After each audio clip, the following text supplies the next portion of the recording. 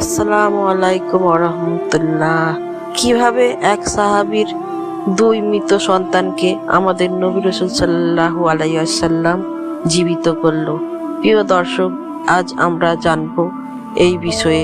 একবার সাহাবী হযরত জাবের রাদিয়াল্লাহু তাআলা আনহু দয়াল নবীজি সাল্লাল্লাহু আলাইহি ওয়াসাল্লামকে ঘরে দাওয়াত করলেন। নবী সাল্লাল্লাহু আলাইহি ওয়াসাল্লাম সাহাবীর দাওয়াত কবুল করলেন। হযরত জাবের রাদিয়াল্লাহু তাআলা আনহু খুশিতে আত্মহারা হয়ে বাড়িতে চলে গেলেন। বাড়িতে গিয়ে স্ত্রীকে খোঁজ খবরটা দিলেন আর মেহমানদারির জন্য প্রস্তুতি নিতে লাগলেন। বড় ছেলে আব্দুল্লাহকে নিয়ে খাসি জবাই করে অন্য কাজে যখন হযরত জাবের রাদিয়াল্লাহু তাআলা আনহু ঘর থেকে বাইরে গেলেন, ইতিমধ্যে হযরত জাবের রাদিয়াল্লাহু তাআলা আনহুর ছোট ছেলে ঘুম থেকে উঠে খাসি তালাশ করতে লাগলো। বড় ভাই আব্দুল্লাহ তাকে জানায় খাসিটিকে জবাই করা হয়েছে। ছোট ভাই বায়না ধরলো, খাসি কিভাবে জবাই করেছে আমাকে তা দেখাও।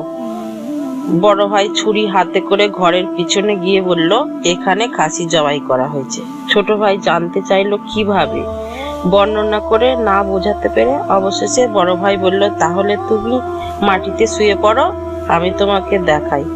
ছোট ভাই মাটিতে শোয়ার পর বড় ভাই তার গলায় ছুরিয়ে চালিয়ে জবাই করার নমুনা দেখাতে গিয়ে ছোট ভাইকে সত্যি সত্যি জবাই করে ফেললো। বড় ভাই যখন দেখলো ছোট ভাইয়ের গলা থেকে রক্ত গড়িয়ে পড়েছে, সে ছটফট করতে করতে এক সময় নিস্তেজ হয়ে গেছে। তখন বুঝলো ব্যাপারটি কি ঘটেছে। ভয়ে সে কাছে একটা খেজুর গাছ ছিল, সেই খেজুর গাছের কাছে গিয়ে লুকিয়ে রইল। এদিকে হযরত জাবের রাদিয়াল্লাহু তাআলা আনহু পুত্রদের খোঁজে বাড়ির পিছনে এসে দেখে ছোট ছেলে মৃত্যু শয্যায় পড়ে আছে। তারপর তাকে বুকে করে স্ত্রীর কাছে নিয়ে গিয়ে বললেন, তাড়াতাড়ি একটি কম্বল নিয়ে এসো, বাচ্চাটিকে শুইয়ে দিই। স্ত্রী রক্তমাখা সন্তানের লাশ দেখে চিৎকার করে কাঁদতে লাগলেন। কিন্তু স্বামী হযরত জাবের রাদিয়াল্লাহু তাআলা আনহু তাকে সান্ত্বনা দিয়ে বললেন, আজ আমাদের শোক প্রকাশ করার দিন না, আমাদের দুঃখ দেখলে নবীজিও দুঃখিত হবেন। ধৈর্য ধারণ করো, কষ্ট হলেও মুখে হাসি ফুটিয়ে তোলো। তারপর তারা দুজনে মিলে ছোট ছেলেকে কম্বল মুড়ে রান্নাঘরের পিছনে রেখে আসলেন। স্ত্রী রান্নার কাজে মন দিলেন। হযরত জাবের রাদিয়াল্লাহু তাআলা আনহু বের হলেন বড় পুত্র আব্দুল্লাহর খোঁজে। বাড়ির পিছনে গিয়ে ছেলের নাম ধরে জোরে ডাক দিলেন। গাছের উপর বসে থাকা সেই ছেলে সব ঘটনা তখন দেখছিল আর ভয়ে কাঁপছিল। পিতার ডাক শুনে ভাবলো, এবার আমাকে পালাতে হবে। আমি যদি ধরা পড়ে যাই তাহলে আর আমার রক্ষা থাকবে না। পালানোর উদ্দেশ্যে গাছ থেকে ঝাঁপ দিতে গিয়ে আঘাতপ্রাপ্ত হয়ে সেও মৃত্যুর কোলে ঢলে পড়ল। পিতা গাছের কাছে গিয়ে দেখলেন আব্দুল্লাহর দেহে প্রাণ নেই। বড় ছেলেকে কোলে তুলে তিনি বাড়ির ভিতরে আসলেন। স্ত্রীকে বললেন, আরেকটি কম্বল নিয়ে আসো। বড় ছেলের এই অবস্থা দেখে দরদি মা পুনরায় আর্তনাদ করে উঠলেন। স্বামী তাকে পুনরায় সান্ত্বনা দিয়ে বললেন, ধৈর্য ধরো, আজ আমাদের দুঃখ প্রকাশের দিন না, আজ আমাদের পরম আনন্দের দিন।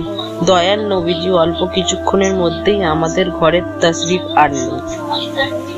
তারপর দুজনে মিলে বড় ছেলের লাশ ও কম্বল মুড়ে ছোট ছেলের লাশের পাশে রাখলেন। স্বামী স্ত্রী তাদের চোখের পানি মুছে মুখে হাসি ফুটিয়ে তুললেন। হযরত জাবের রাদিয়াল্লাহু তাআলা আনহু বাড়ির সামনে দাঁড়িয়ে নবীজির আগমনের অপেক্ষা করতে লাগলেন। অল্পক্ষণের মধ্যেই নবীজিকে উটের পিঠে করে আসতে দেখা গেল। হযরত জাবের রাদিয়াল্লাহু তাআলা আনহু আনন্দে আত্মহারা হয়ে দৌড়ে গিয়ে স্ত্রীকে নবীজির আসার সংবাদটা দিলেন এবং পুনরায় তিনি দৌড়ে বাড়ির সামনে চলে এলেন। নবীর উটের কাছে গিয়ে তাকে বাড়ি পর্যন্ত এগিয়ে আনলেন।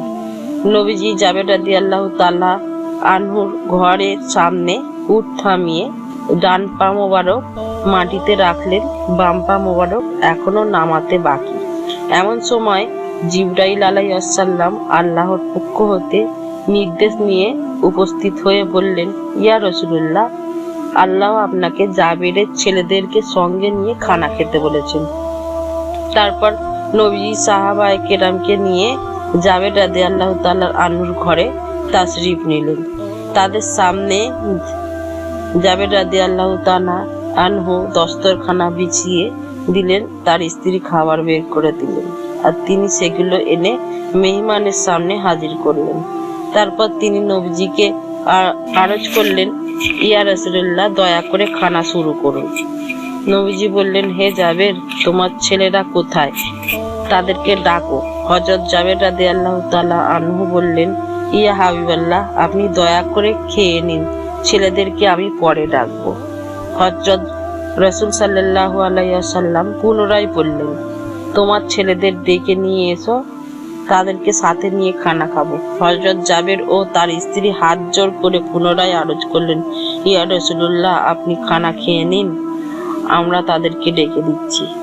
তখন নবীজি সাল্লাল্লাহু আলাইহি ওয়াসাল্লাম বললেন, হে জাবের, এই মাত্র জিবরাইল ফেরেশতা আমাকে আল্লাহর নির্দেশ জানিয়ে গেলেন আমি যেন তোমার ছেলেদেরকে সাথে নিয়ে খানা খাই।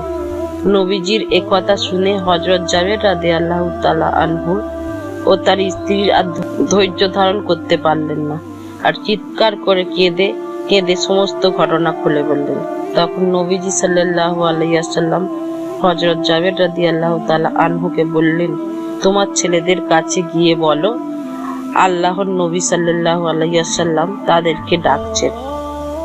হযরত জাবের রাদিয়াল্লাহু তাআলা আনহু নবীজির নির্দেশ মোতাবেক ছেলেদের লাশের সামনে গিয়ে তেমনটি বললেন। সঙ্গে সঙ্গে তারা দুজন আল্লাহু আকবার বলে উঠে নবীজির কাছে দৌড়ে চলে গেলেন। তারপর নবীজি সাল্লাল্লাহু আলাইহি ওয়াসাল্লামের নির্দেশ মোতাবেক হযরত জাবের রাদিয়াল্লাহু তাআলা আনহুর এই দুই সন্তানকে নিয়ে খানা খেলেন। সুবহানাল্লাহ।